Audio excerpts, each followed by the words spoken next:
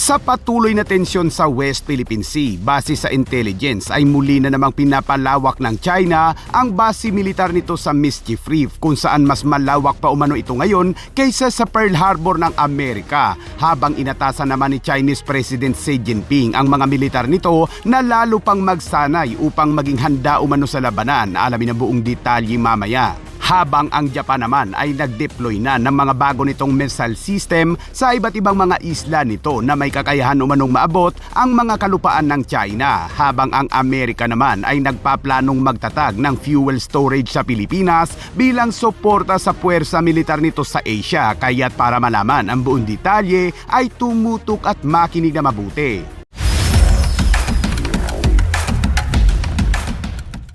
Nagtayo ang China ng 3,200 na hektaryang military base sa Mischief Reef na may kakayahang maglunsad ng mga nuclear bombers ilang taon na ang nakalipas. Ngunit base sa pinakabagong mga imahe ng satellite na sinusubaybayan ng Asian Maritime Transparency Initiative sa Center for Strategic International Studies ay nakitang lalo pa itong pinapalawak ng China. Sinabi ni Gregory Poling, direktor ng Asia Maritime Transparency Initiative, na nakakaalarma umano ang base development ng China dahil halos kompleto na ito, kabilang ang mga daungan, malalaking runway, higit sa 72 fighter jets hangar sa 3 malalaking base sa isla, mga bomber aircraft, surface-to-air missiles at anti-ship cruise missiles emplacement at maraming radar, sensing at infrastruktura ng komunikasyon. Lumikha ang China ng 7 base militar sa Spratly Islands kahit na napakalayo na umano nito mula sa baybayin ng mainland ng China na nasa higit sa 1,300 kilometers. Ang pagsusuri ng CSIS sa isa sa mga base ng China sa Mischief Reef ay nagpapakita ng mga hangar, combat aircraft, mga missile shelter at high-frequency radar system. Ani Poling, ito ay isang antas ng detalyeng nagbibigay ng mas malinaw na pag-unawa sa mga kakayahan ng China sa rehiyon, at ang isa umano sa mga base nito ay maaaring mas malawak pa sa Pearl Harbor Naval Base ng Amerika. Ang Pilipinas ay mayroong hawak na 9 na mga isla sa West Philippine Sea at maaari rin sana itong tayuan ng Pilipinas ng mga malalaking infrastruktura. Ngunit ang problema ay alam nyo na, walang pera. Samantala, habang patuloy na pinapalawak ng China ang mga reclamation nito sa mga hawak nilang isla, ngayong araw, August 1, ay ipinag-utos ni Chinese President Xi Jinping sa PLA Army Navy na palakasin ang militar sa pamamagitan ng mga konkretong aksyon sa lahat ng serbisyo at teatro. Pinagkaisa ni Xi Jinping ang hukbong sanatahan sa pagpapabilis sa mga pagsisikap na maabot ang sentenaryo na layunin ng pagbuo ng malakas na militar. Ang mga pagkilos na ito ay nagpapakita ng pagbabago ng PLA sa isang moderno, pinagsama-samang puwersa na may pinahusay daw ng mga estratehikong kakayahan at kahandaan sa pagpapatakbo.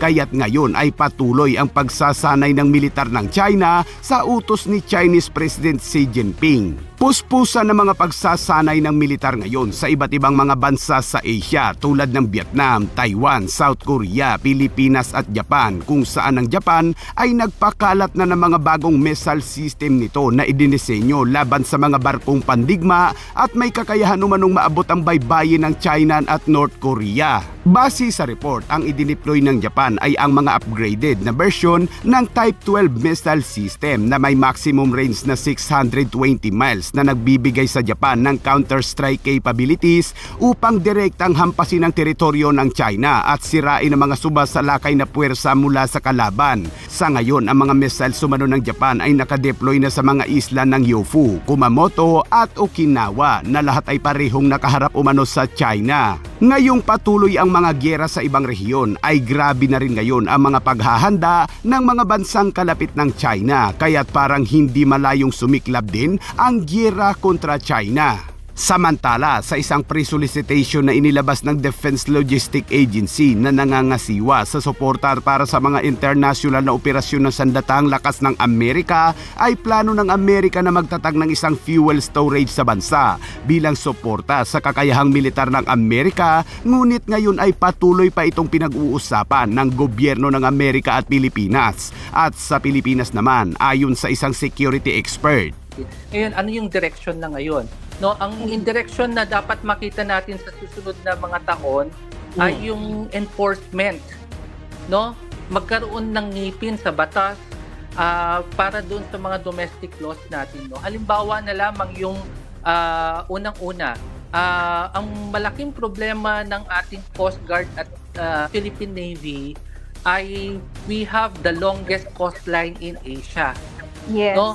360 degrees yan, iikutin mo yung kapuluan ng Pilipinas, iikutin mo, papatrol mo yan. Kaya ang intervention ngayon is paramihin yung mga vessels, paramihin yung helicopters at aircraft at mga drones natin para mapatrol natin yan. That's part of the enforcement in enforcing those domestic laws na inenact natin, no? So, okay yun. Pangalawa ay yung continuous belief in our grand narrative, no? Hindi lang mula sa Malacanang, pati sa Senado, Kongreso, pati lahat tayo dapat pinag-aaralan natin. Meron akong sinusulat na libro ngayon para sa mga senior high, no? At nandoon ang kwento ng West Philippine Sea. Dapat tinuturo natin to sa eskwela kasi education yan no? Dapat maintindihan natin yung mga teritoryo at mga boundaries natin at mga karapatan natin. Pangatlo, China, hindi tayo ibubuli niyan kapag malakas tayo. Kaya niya tayo binubuli ngayon dahil mahina tayo.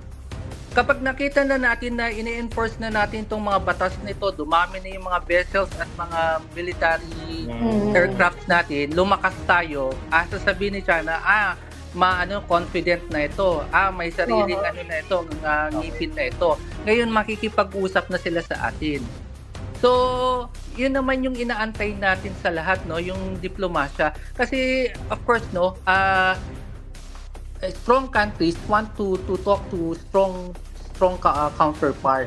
Kapag mahina tayo, talagang mapapansin nila 'yan. Kaya nga pinapalakas ng ating gobyerno ngayon yung mga national security infrastructures natin sa law enforcement natin.